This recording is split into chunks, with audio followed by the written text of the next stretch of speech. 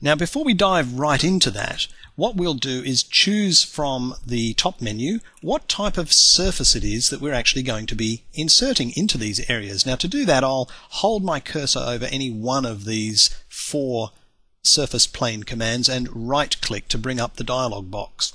By default, it's saying that we're going to put in ordinary hatching, as you can see down here, but I personally would prefer to put in a solid filled area because I believe it repaints on the screen more quickly and it gives me more definition to what I'm doing.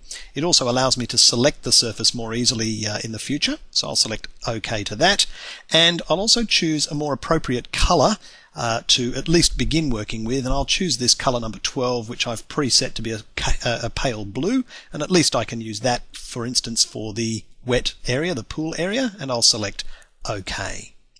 From here, I now choose one of the insertion methods. So let's just zoom into the swimming pool area, and I'll just use the Insert Plane by Interior Position mode and just click in here, and we've now got a surface sitting in this position. I'll use the same one for water that I know is going to go into this spa, and I'll choose a different color to work with our soil, our color 11, and I'm going to place some soil in here. I don't think I've got any other soil items to concern myself with just yet, and I'll now choose another color. For my masonry items, I'll choose color number 10. And unfortunately, there's nowhere else I can click to use the standard Insert Plane by Interior Position command, but I can choose the Insert Plane Hatch by Boundary command if I pre-select a boundary.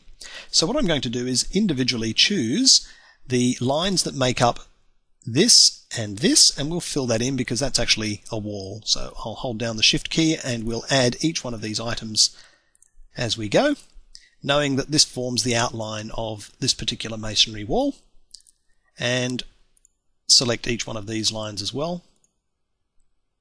You'll notice I get a diamond, and if I move too far then I'll accidentally be picking here and I would have to filter that out, but I'm happy with those lines. I now move up to the upper left and insert plane there. And I continue around the drawing doing exactly that. So again, I've got these 4 lines here that I can work with.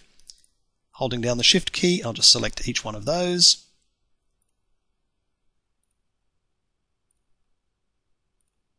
Just zoom in on that one. And again, fill that in. And we'll continue around the rest of the drawing to fill each one of those in. And again, lots of different ways of selecting those items, but you can see the process is relatively simple.